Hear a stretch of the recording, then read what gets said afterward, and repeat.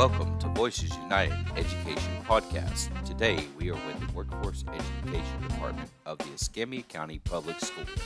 Let's join Meredith Hackworth-Edwards with our guests today.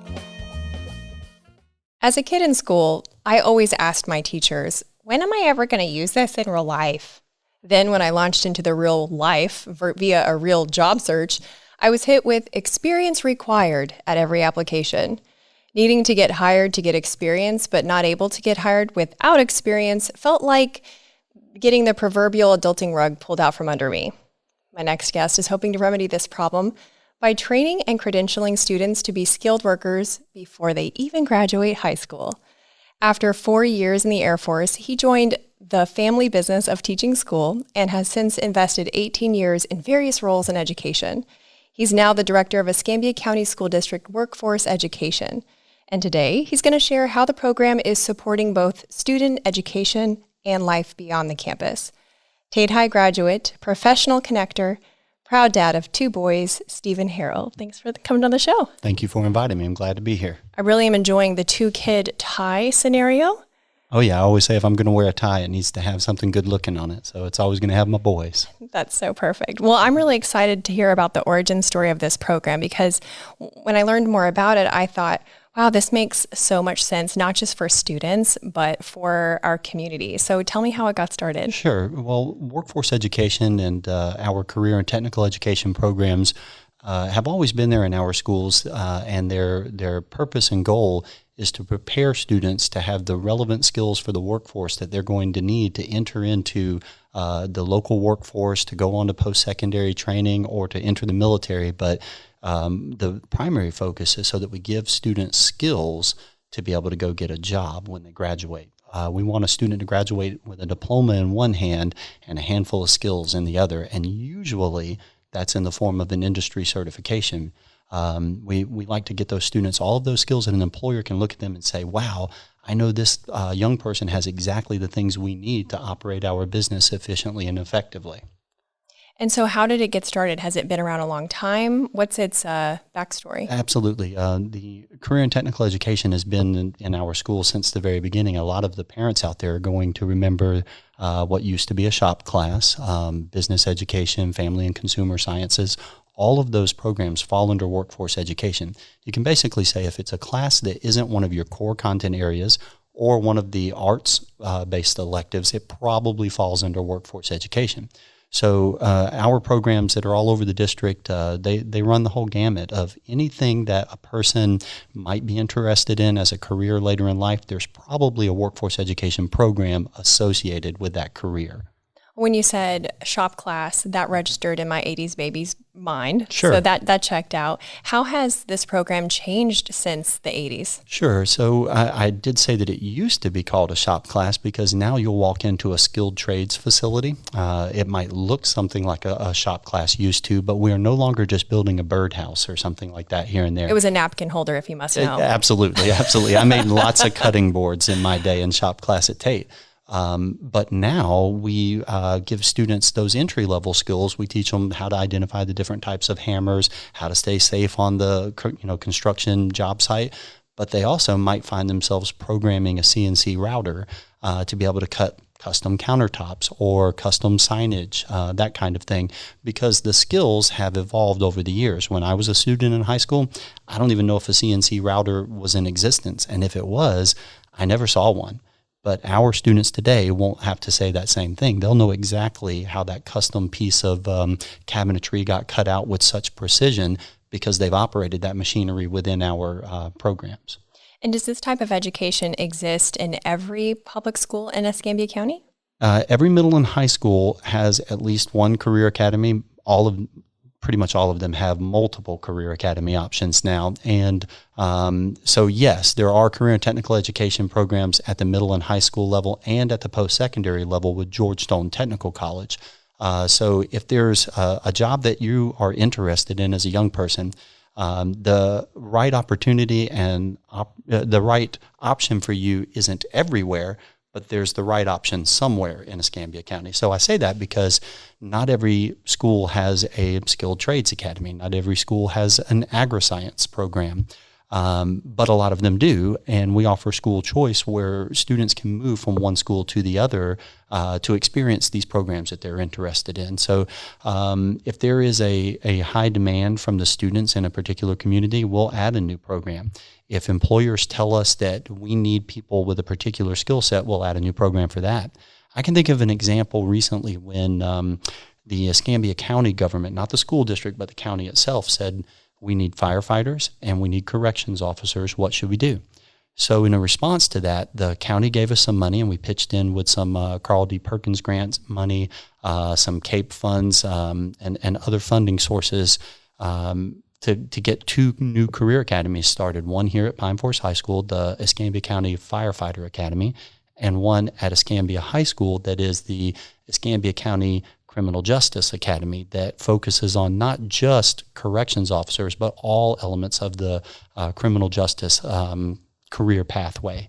So the county gave us that seed money, and then we stacked some other funding on top of it to make sure that students had years of opportunities to learn about those specific career fields. And we are graduating students now with certifications that prepare them for that and set the stage for them to have a fulfilling career right here in our community. That's incredible. So you're kind of, what I hear you're saying is that a lot of these students are staying in the community. Oh, absolutely. With these skills. Yes. I've long said that an engineer should have some calluses on their hands because making an engineer is a good thing, but making an engineer with calluses on their hands is a great thing. But we also say that it warms our heart when a young person learns something here in Escambia County and gets a job because of that. But it warms my soul when that student decides to use those skills right here in our community. We try to invest in the needs of what everyone here needs. Businesses come to us through our advisory councils and say, hey, we're noticing that people are lacking in X, Y, or Z skill set. And then we turn around and adjust our curriculum to match that for exactly that purpose. We want the students to graduate here in Escambia County with skills that allow them to work right here in Escambia County. If they choose to move somewhere else, that's great. That's fine. That's their choice. But it's a better thing when our community grows our own. Absolutely. Are the advisory input that you're getting, is it sectioned out by area? So Yes. Tate High, the community around there would give specific feedback, Warrington specific feedback. The way we actually divide our advisory councils are by career pathways. So if we have a law and public service advisory council, all of the law and public service programs from around the district meet for those advisory councils because the community is kind of large. Takes an hour to get from one end to the other of Escambia County, but we have similar needs across the county. The vacancies in corrections positions, like I mentioned earlier, don't just exist right here in town. They also exist on the north end of town with the Century Prison up there.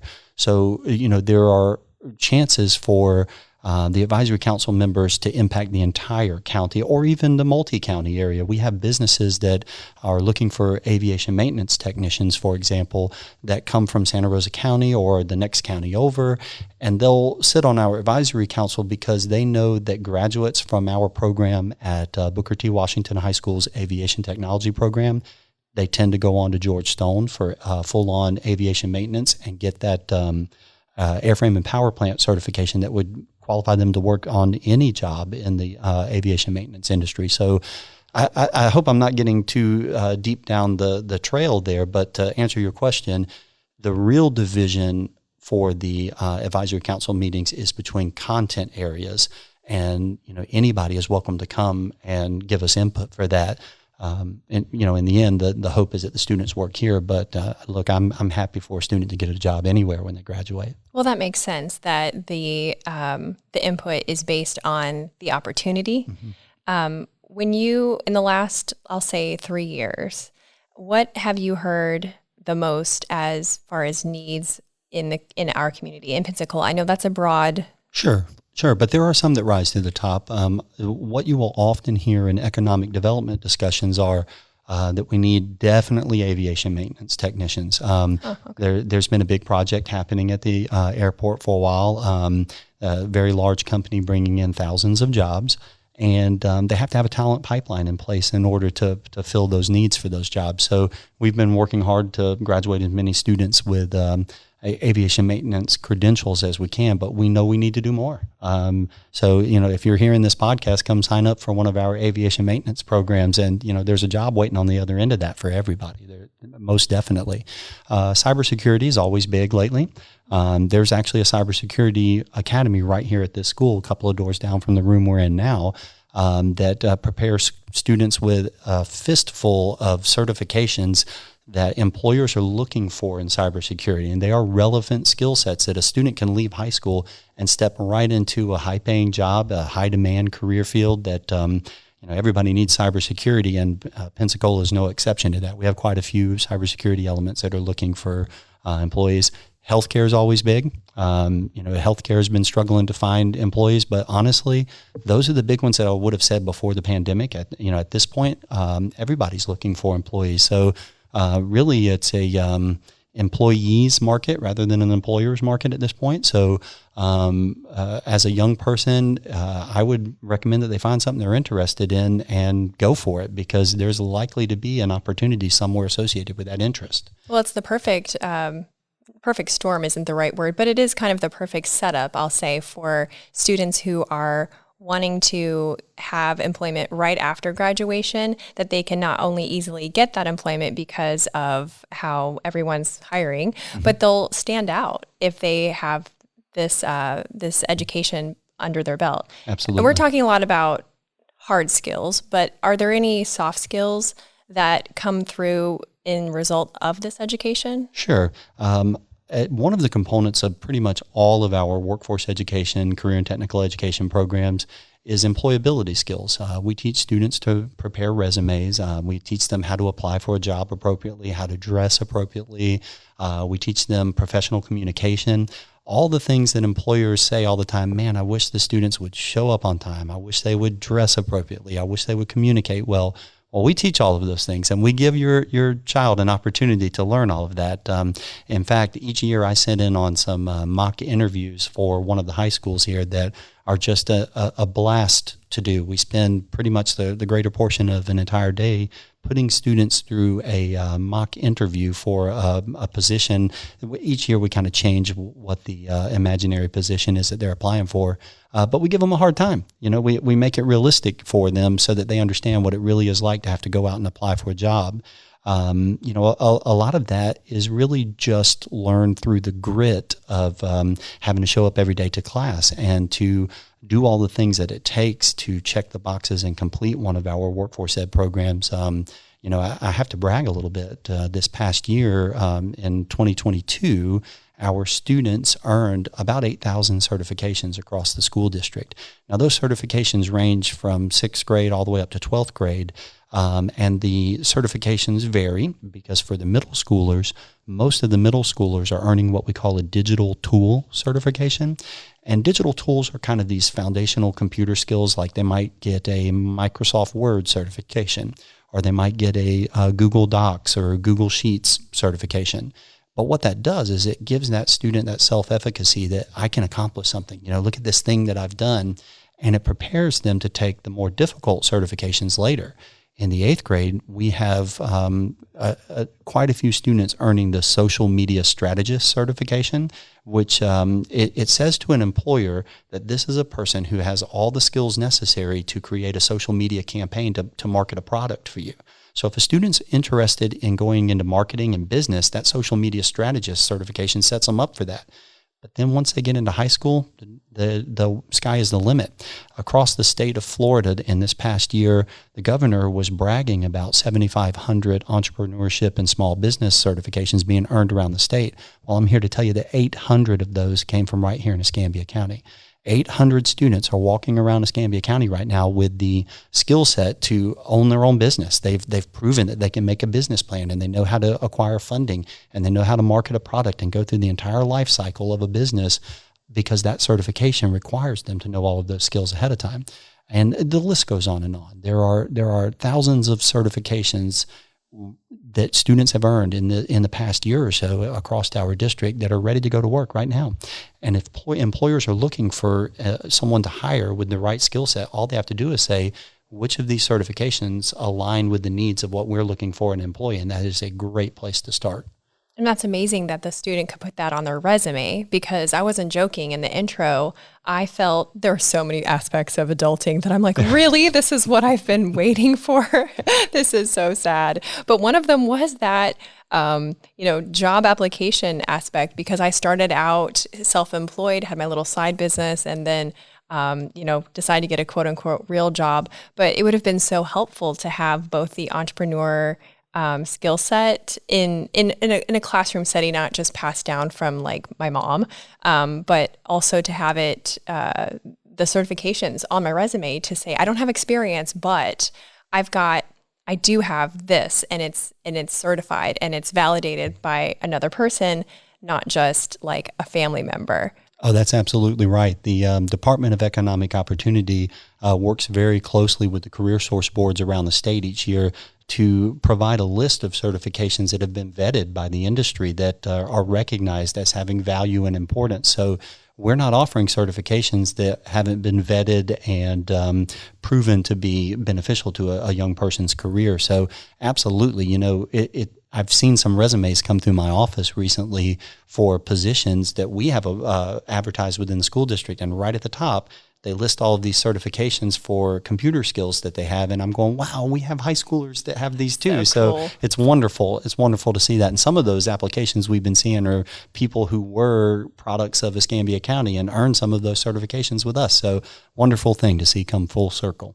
Now, there may be some people who would feel like, this program, it would distract students from their education. They feel like, maybe they should just focus on math, science, reading, writing, that sort of thing. What's your take? Well, I would argue that there are quite a few young people who come to school because of the career and technical education programs. I have been stopped multiple times in the small community where I live on the north end of the county by people who have stopped me and said, the agri-science teacher at my high school saved my life. Not once, not twice, but many times that has been said to me. Because there are 900 students at Tate High School that are taking agri-science right now, 900 that are committed to 4 years of studying about agriculture. And now some of those are veterinary science, some of those are agricultural mechanics, some of those are turf management, but every one of those students has a reason to come to school every day because there's something that was important to them that they believed in that gave them a reason to get up and come to school. It's not just something abstract like I'm learning math, science, social studies, language arts. All of those things are very important.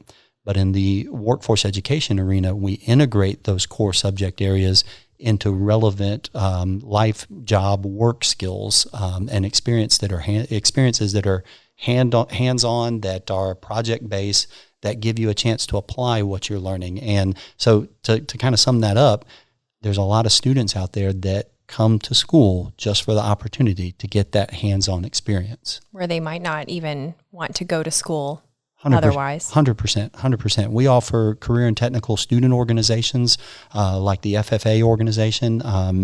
The students in the FFA program at Tate High School and several other schools around the district this past year collaborated to produce meals for 60,000 meals in one day. They packaged pallets and pallets of food that these students work together to orchestrate and make this thing happen. And you should see it happening. It is a big production when they're doing this. And when you're a part of something big like that, you start to see that all the stuff I'm learning in my classroom about, let's say, food insecurity and food production and agriculture and how the future may be impacted like this, it lets what's happening on the pages of a book or on the screen of a computer come to life for you. And you put 1,000 kids in a room that just produced 60,000 meals to feed other people, it gives it meaning to them. So I'd say that gives a kid a reason to come to school. Well, right when you said that they have to apply what they learn, I just was remembering my shop class because, as we already covered, that is what it was called in 1900. And I remember going, "Wait, I gotta measure? Uh-huh. What? Oh yeah, I gotta do math? what? I just want a napkin holder. Now, I won't lie. I did convince a boy to do it for me. Oh, no. But I went into sales, so it fits. But I love the application of, it's like the two things coming together in order to benefit the student, which ultimately, as you said, benefits the community because they tend to stay. And that really creates like a cohesive picture of what's possible. Absolutely. And, it's funny that you brought up measurement because that's one of the things that employers tell us all the time. I want somebody who can read a tape measure, who can read a set of blueprints, who can, draw me a design in CAD that is going to be accurate right down to the microns. And we're teaching students to do that. We're giving them those skills, and it's not just something academic. We let them build a rover that is made of composite materials that can be folded up and stored on a spacecraft to have human-powered locomotion on an alien body. That's a real thing. We really have an engineering program where a bunch of students made a NASA rover that has been a prize-winning rover at multiple years of competitions, and it's the most amazing thing to see. I walked in the classroom one day after buying a lot of materials for the teacher. I just wanted to see what they were doing, and the students were vacuum bonding composite, carbon fiber, and acrylic materials to make the lightest set of wheels that were 3 feet in diameter, but weighed like a feather to me. And I thought, wow, this is amazing. High school kids are doing this. High school kids. So yeah, it puts some real world relevance to that measurement because you better get it all right if you're going to put it on a spaceship and, fly it into outer space. Okay, full disclosure, we never actually flew the rover to a extraterrestrial body, but they could. And you should see the rover. It is amazing. I'm just going to say it. Kids nowadays are way cooler than I ever was. If there's a parent listening right now and they are thinking, oh, wow, I want to make sure my kid plugs into this. Because, sometimes parents, they're always overwhelmed, right? And they don't always know what's going on at school. Teenagers, this might be news to you, not known for their communication, right? So the parent may not even know that these awesome resources are available at their school. So what would you tell a parent if they wanted to get their kid involved in this? Sure. First of all, it is no surprise to me. I have 2 little boys at home that can't remember where they put their socks and they're on their feet. So I get it. But we do have some communication methods that would really help a parent, kind of get a better idea of what options are out there. The most important one that I can suggest to all the parents out there is come to the Choice Expo that we offer each year. So every year around the October, November-ish timeframe, we conduct a Choice Expo where we bring all of the programs that we offer around the district, and not just for workforce education, but any choice program. Our magnet schools, for example, they all come and set up a display at Washington High School. We take over the atrium, the cafeteria, and the gymnasium, and you will get to see every program that's in the district offered there. And it gives you a chance to kind of have one-stop shopping to go around and talk to parents from the program, students from the program, teachers of the program, and you can touch and feel the things that are happening and get your questions answered all at once there. It's a good opportunity to, if your student doesn't really know exactly what they want to do, to let them go wander around for a couple hours and just talk with folks and see where their interest goes. Like I said before, there isn't every option everywhere, but there is an option that's appropriate for you somewhere. You just need to come and look. Each year we also send home a mailer to every parent of a child that is in one of the grades that's eligible for school choice. We send home this mailer that shows them how to apply for school choice and gives them a little bit of background. But, they can always feel free to reach out to the Workforce Education Department. If we don't know the answer, we probably know who does. Our website lists all of our career academies on the school district. If you just go to the school district website and search departments for workforce education, within that website, you're going to find a list of all of our almost 70 career academies. There's some information there on how to contact the teacher of that academy. You can email them and ask them questions. They love to hear that. Reach out and ask us. But the most important thing is come to the Choice Expo that happens in the fall. And specific dates would be on the website, I'm assuming. That's correct. And you can look on the school choice website for the school district. or on our website, when it gets close to the event, we start putting it at the top of the page and in the banner ads. What's the website? Do you know off the top of your head? It's School Loop. It's ECSDFL. That's school. Okay, if you just do a Google search for Escambia County School District. We can handle a Google search. Absolutely. Okay. Okay, perfect. And before we wrap up, my final question is, you are born and bred Pensacola, right? Obviously very proud of where you live. You're proud of your kids, your actual biological kids. You're proud of the kids in the county. I can tell just by the way you speak about them. Absolutely. So what do you want people to know about Escambia County Public Schools? Sure. We do a great job here, and all of our students are demonstrating that they have the grit that it takes to be successful in life and successful in a career. And, you just kind of have to open your eyes and look around and see all the successes around you. There are a lot of things that happen across the school district where our students display the skills that they have, the imagination and creativity that they have. And a lot of times they just need an opportunity to be able to shine. So, I would suggest that parents get involved and, see what you can do to contribute to the schools. When we have an advisory council meeting, show up. Come to the advisory council meeting and tell us some things that you'd like to see done differently, better, or, applaud us for what we're doing great. When we have that school choice expo, come by and shake my hand and, tell me what's going on in your neck of the woods, and I'll show you some great things that are happening elsewhere. But, we should be proud of this community because there's a lot of students out there that are producing things that will really blow your mind if you just kind of open up and take a moment to stop and look and see it. There are kids making rovers for extraterrestrial bodies, for goodness sake. There are students 3D printing ideas that could one day change the world and revolutionize the medicine or engineering or cybersecurity. So just keep supporting our schools, show up to the advisory council meetings, and help us all help our students to be successful. That was perfect. Thank you so much for being here. Thank you.